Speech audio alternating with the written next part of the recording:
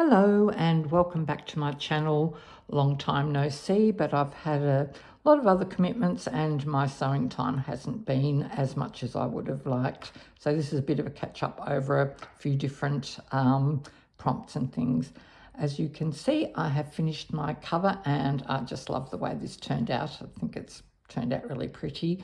I did go with the purple and pinkish theme that I spoke about with a thick wool for the petals and just a bit thinner satin stitch for the leaves. Added a little bit of pink tulle just for a bit of texture and interest on the front page, and I think the black really makes it pop. I'm a big fan of black, although I won't be using a lot of it in this project, but yeah, just really happy with how that turned out. So on to our first prompt, which was wildflowers.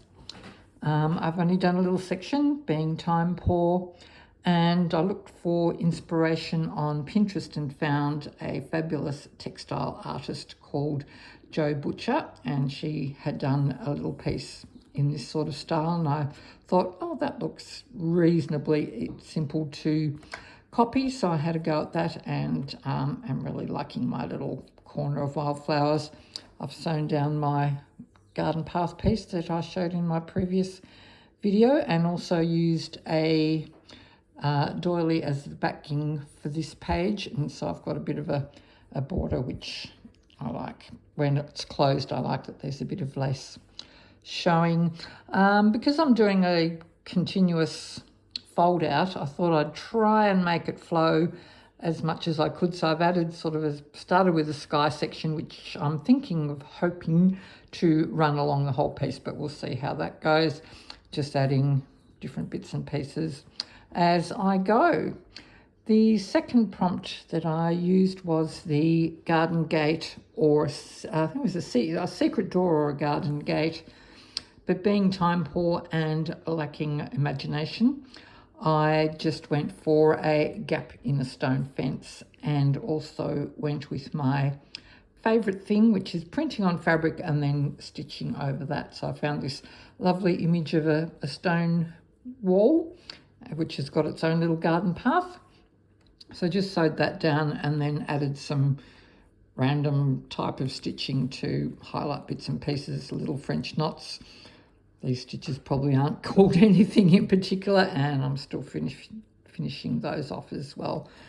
And the next prompt I went with, I haven't done them all, was a garden shed or a greenhouse or a glass house. And again, I found an image that I really liked of an old style glass house.